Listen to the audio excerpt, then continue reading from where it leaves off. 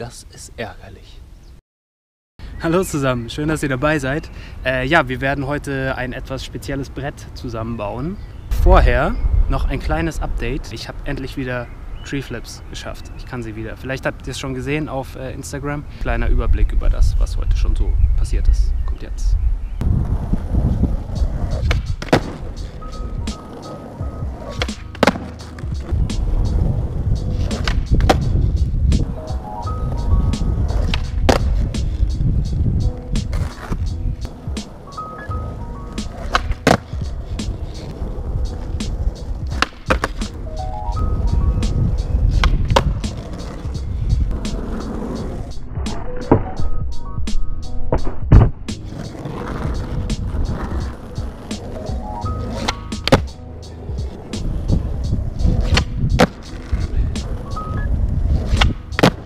Ja, ihr habt es gesehen, endlich wieder Tree Flips und ich habe heute auch zum ersten Mal es geschafft, 2 Tree Flips direkt hintereinander sozusagen in einer Line zu machen.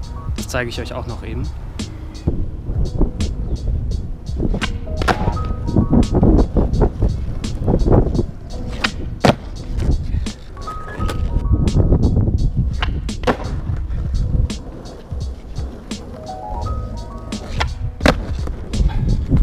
Kennt ihr eigentlich den Trick hier noch?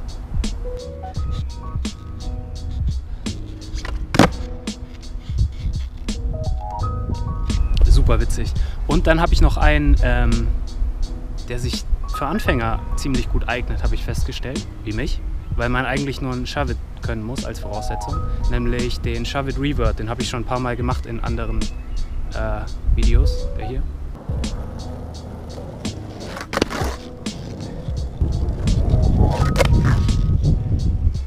Ja, kann ich nur empfehlen, auch sehr witziger Trick. Okay, was haben wir heute vor? Ich habe ein paar Sachen mitgebracht. Zunächst einmal haben wir hier das Deck, die IKEA 2006er Linie. Dazu haben wir random Trucks aus dem Keller, die irgendwann mal an einem Mini-Cruiser dran waren, mit pinken Rollen. Und das ist noch nicht alles. Grip Tape habe ich natürlich auch in grün. Das hat den Grund, dass ich irgendwann mal grünes Grip Tape gekauft habe und das einfach schon seit Jahren bei mir rumliegt und ich das mal irgendwie verwenden wollte. Und dann dachte ich mir, hey, heute, das ist ein bisschen breiter als ein normales Skateboard, glaube ich. Deswegen bin ich auf Nummer sicher gegangen und habe etwas längere Hardware mitgebracht. Es ist sogar, teilweise zumindest, original IKEA Hardware. Jetzt fragt ihr euch, was ist IKEA Hardware? Wenn ihr schon mal einen IKEA-Schrank zusammengebaut habt, dann nutzt man diese Verbindungsschrauben, um die Schrankwände zusammenzuschrauben. Ich habe das vorhin hier gebohrt und auf der einen Seite ist nicht so schön, deswegen werden wir das Grip Tape auf diese Seite machen.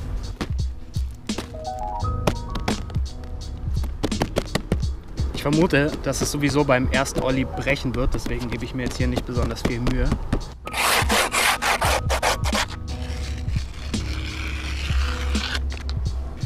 Dann muss man natürlich wissen, wo die Schrauben reinkommen, deswegen muss man hier irgendwie... Ich bin froh, dass Sonntag ist und hier nicht so viele Leute rumlaufen.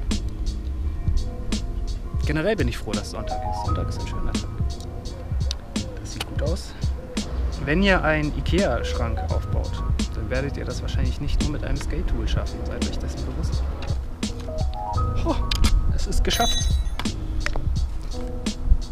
Tada! Ja.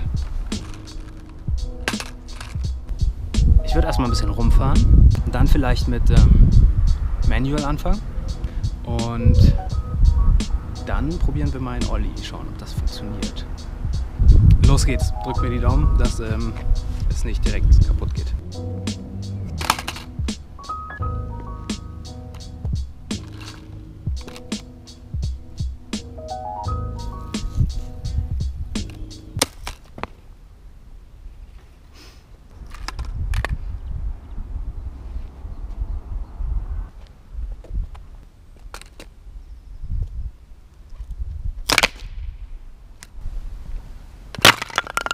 Okay, immerhin haben wir heute gelernt, warum Skateboards aus mehrschichtigem Holz sind und nicht aus Pressspann.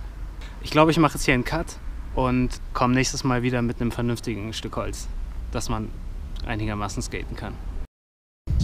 Ja, Leute, ich bin wieder da, ein paar Tage später, mit einer Alternative, nämlich ja, diesem wunderbaren Stück Holz hier. Und wir wollen im Prinzip genau das gleiche machen wie kurz davor, also bei mir ein paar Tage vorher, bei euch gerade eben. Ich bin mir sicher, dass das hier ein bisschen robuster sein wird. Allerdings haben wir ein kleines Problem. Und zwar sind die Bohrungen der Achsen etwas breiter als das Holz selbst. Ich weiß nicht, seht ihr das irgendwie so? Da ich sowieso keine normale Hardware verwenden werde, sondern ganz normale Schrauben, habe ich die Hoffnung, dass ich die so ein bisschen schräg einschrauben kann. Ich habe auch noch, als ich das hier im Keller gesucht habe, ein paar grüne Rollen gefunden und dann dachte ich mir, hey, ich habe immer noch grünes Grip Tape und dann passt das doch auch ganz schön optisch zusammen.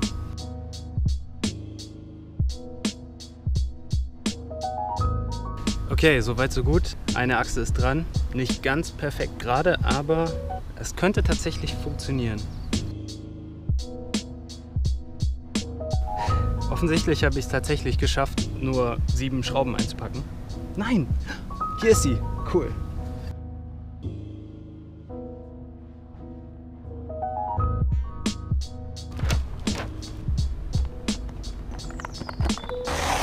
Wo ist mein Messer? Hier.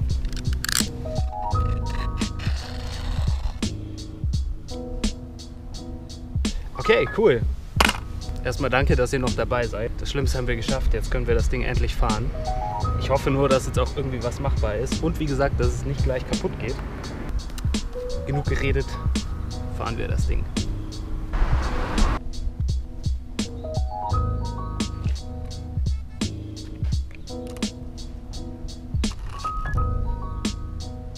Ja, von oben sieht das Ganze ungefähr so aus. Es ist ziemlich schmal, muss ich sagen. Und irgendwie eher ein Balanceakt, glaube ich, darauf zu fahren. Aber okay, probieren wir es. Soweit, so gut. Es hält noch.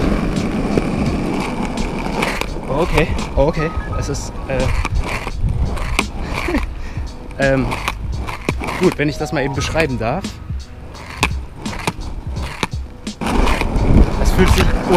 Es fühlt sich ungefähr so an wie ein Zahnstocher. Wirklich, als würde man einen Zahnstocher fahren.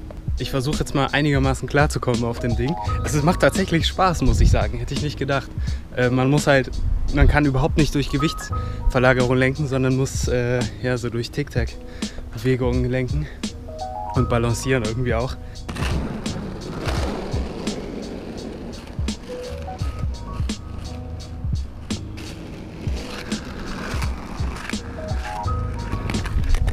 Okay, also Kurvenfahren ist unglaublich schwierig. Alles andere scheint ja irgendwie zu funktionieren. Gut, ich würde sagen, solange das Ding noch hält, versuchen wir jetzt erstmal irgendwie ein paar Manuals. Damit fangen wir an.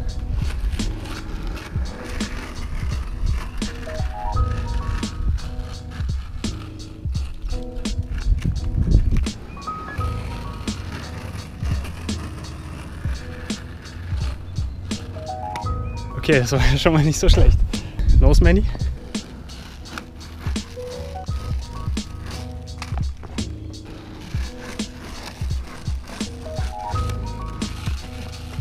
Das ist so verdammt schwer da drauf. Es ist erstaunlich, wie stark es auf die Waden geht, weil man die ganze Zeit nur mit den Fußballen vorne drauf ist. Ich kann es euch empfehlen, das auszuprobieren. Das ist wirklich interessant, ja. Ich versuche jetzt noch ein paar andere Sachen, mal schauen, was möglich ist auf dem Ding. Lasst euch überraschen, ich lasse mich auch überraschen.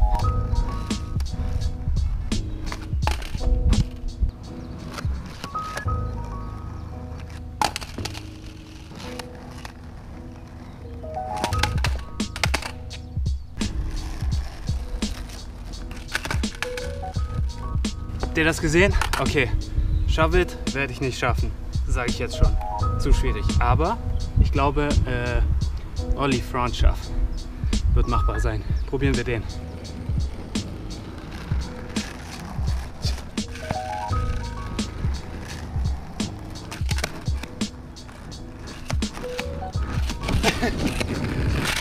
What? Zweiter Versuch? Okay, cool. Ja, yeah, ein Trick schon mal geschafft. Mal sehen, ob Nollie Backside Shove-It auch funktioniert.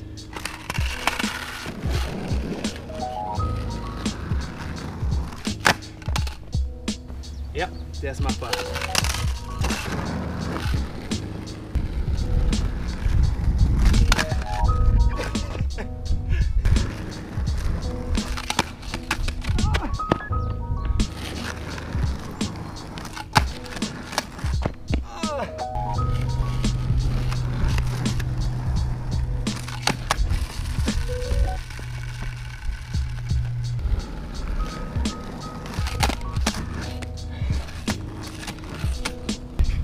Den nehme ich. Aber ich habe was rausgefunden. Und zwar, sobald man in die Nollie-Position geht, also eigentlich ungefähr so stehen würde, hat man keine Chance mehr zu balancieren. Deswegen habe ich am Ende meinen hinteren Fuß, noch weiter nach hinten genommen, ungefähr hierhin. Dann kann man Nollie abspringen und gleichzeitig noch balancieren. Ja. Falls ihr jemals in die Situation kommt, dass ihr auf einem Zahnstocher fahren müsst, oder könnt, dürft, wie auch immer, vergesst das nicht. Das macht es einfacher.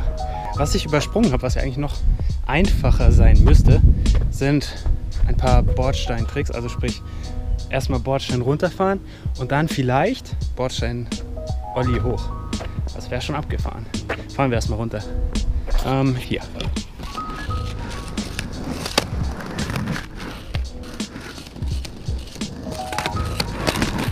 Okay, das war nicht allzu schwer. Jetzt hoch.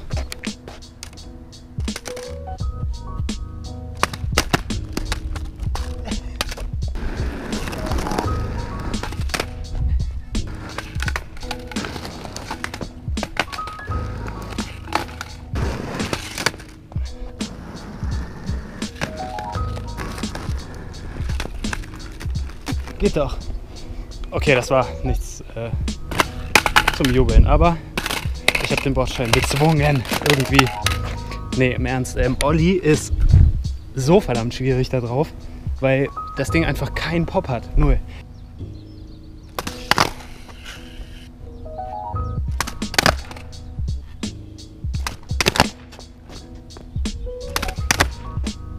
Was? Okay.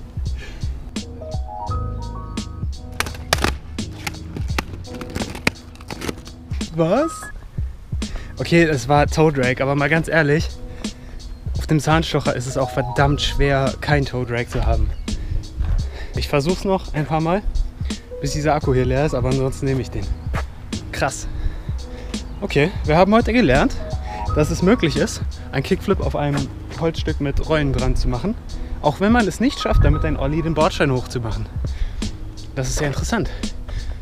Nicht zu vergessen, wir haben außerdem gelernt, warum Skateboards aus massivem Holz sind und nicht aus Pressspan. Ja, also ich versuche den Kickflip jetzt nochmal.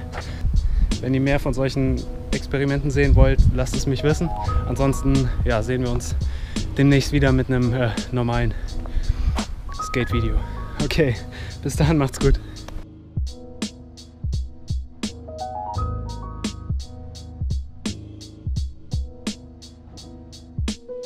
Oh mein Gott, kleines Update.